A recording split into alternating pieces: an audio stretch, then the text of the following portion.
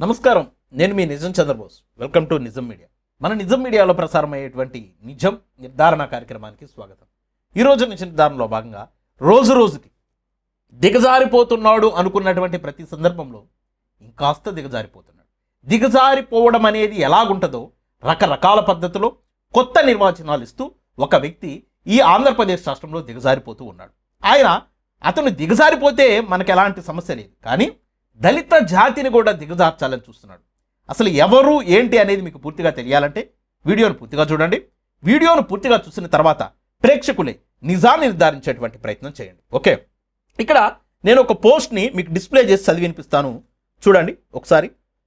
కొన్నిసార్లు మాసేన మీడియాలో రాసినటువంటి పోస్ట్ ఇది. కొన్నిసార్లు మనం మాట్లాడవలసినటువంటి పని లేదు, ఫోటోలు కూడా మాట్లాడతాయి. ఓకే, ఏ ఫోటోనో చూద్దాం. అది ఆంధ్రాలో పొటేళ్లను నరుకుతూ ఆ రక్తాన్ని రోడ్లపై చిమ్ముతూ బీభత్సం సృష్టించిన వైఎస్ఆర్ కాంగ్రెస్ పార్టీ వైఎస్ఆర్సీపీ గంజాయి బ్యాచ్ని పోలీసులు తుక్కు ర్యాక్ కొట్టారు. ఓకే, ఇక్కడ గమనించండి, వైఎస్ఆర్సీపీ గంజాయి బ్యాచ్ని పోలీసులు తుక్కు ర్యాక్ కొట్టారు. ఓకే, వాళ్ళని రెచ్చగొట్టి పోలీసులతో కొట్టించిన జగన్ గారు మాత్రం ఏమీ తెలియని నంగనాచిలా జగన్ గారు కొట్టించారంట. వాళ్ళని ఓదార్స్తూ డ్రామా చేస్తున్న అదే సమయంలో పూణే పబ్లిక్ పాలసీ ఫెస్టివల్కి ముఖ్య అతిథిగా ఆహ్వానించబడ్డ నారా లోకేష్ గారు. ఓకే, ఎవరు ఏంటో ఇలాంటి సంఘటనలే సాక్ష్యం చెప్తాయి. రౌడీలకు నాయకులకు తేడా తెలియజేస్తాయి.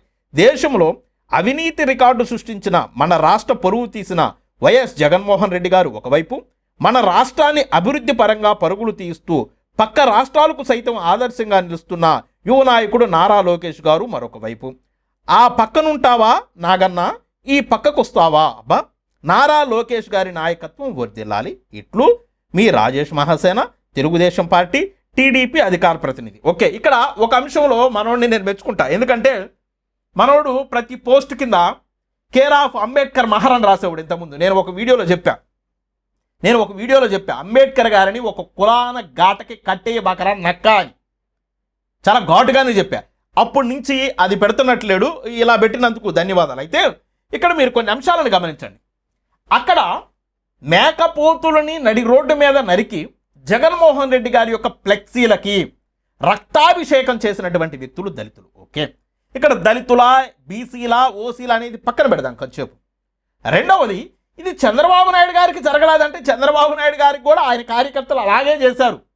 అలాగే మేకపోతులను నరికి ఆ రక్తంతో చంద్రబాబు నాయుడు గారు, లోకేష్ గారి యొక్క ఫ్లెక్సీలకి రక్తాభిషేకం చేశారు. అయితే జగన్మోహన్ రెడ్డి గారికి చేతకాల ఏంటి, ఆ రోజున ఆ విధంగా నరికి రక్తాభిషేకం చేసినటువంటి వ్యక్తులని వీళ్ళలాగా స్టేషన్లో పెట్టి లాఠీలతో కొట్టినటువంటి దెబ్బలతో కుంటూ రోడ్ల మీద నడిపించడం అప్పుడు జగన్మోహన్ రెడ్డి గారికి చేతకాలదు.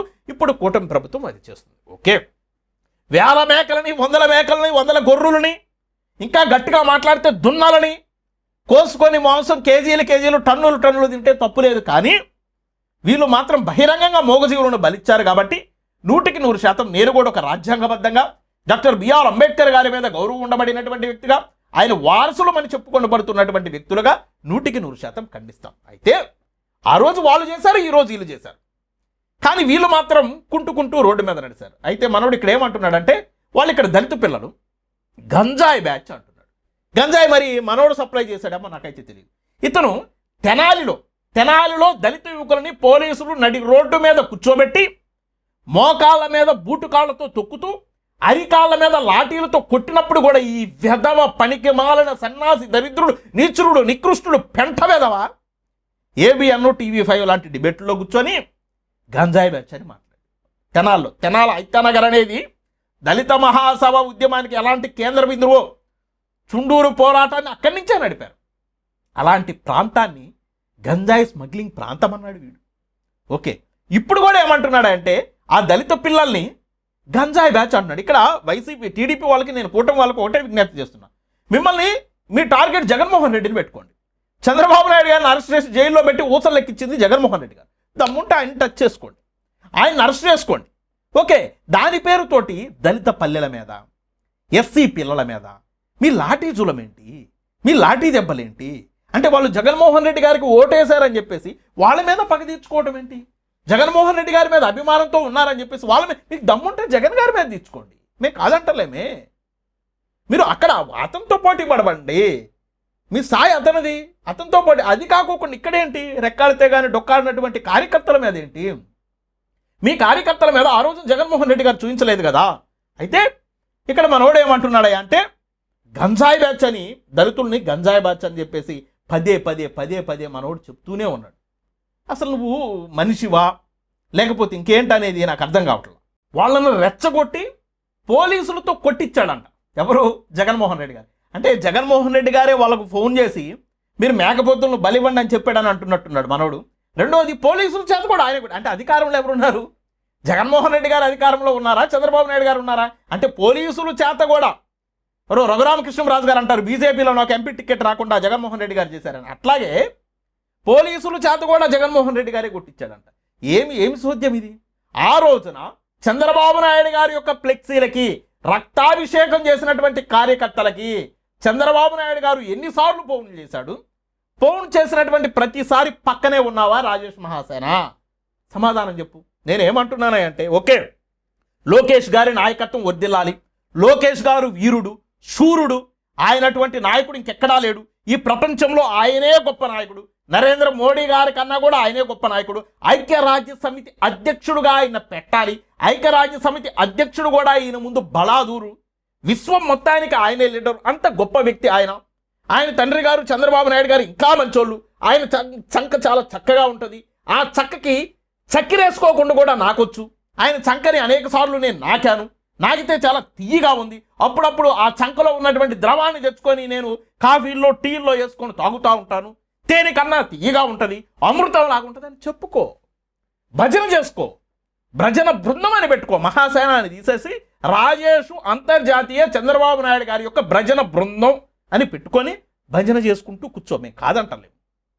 నువ్వు ఎందుకంటే పాపం మనోడు కూడా ఏదో ఒక పదవి పడేయాలి కదా, ఏదో ఒక బొక్క పడేసేంత వరకు, ఏదో ఒక కుక్క బిస్కెట్ పడేసేంత వరకు మనోడు ఇలా మాట్లాడుతూనే ఉంటాడు. అయా చంద్రబాబు నాయుడు గారు దయచేసి మీకు దండం పెట్టి అడుగుతున్నాం సార్, ఏదో పదవి పడేయండి సార్, ఏదో ఒక నామినేటెడ్ పోస్ట్ పడేయండి సార్. పడేయకపోతే మా ఓడు ఇట్టాగే ఉరుతూనే ఉంటాడు. మా జాతిని పాము కానీ తన పిల్లల్ని తానే చంపినట్టు మా జాతి మీద విమర్శలు చేస్తూనే ఉంటాడు, మా దళితుల మీద మాట్లాడుతూనే ఉంటాడు. దయచేసి కొద్ది పుణ్యం కట్టుకోండి సార్. ఏదో ఒక పవన్ కళ్యాణ్ గారు జనసేన పార్టీకి సంబంధించినటువంటి కార్యకర్తలు నాయకులు దయచేసి ఈసారా అని అడ్డం పట్టమగండి. పోయినసారి ఎమ్మెల్యే టికెట్ ఇచ్చి లాగేసింది మీ వల్లే కదా.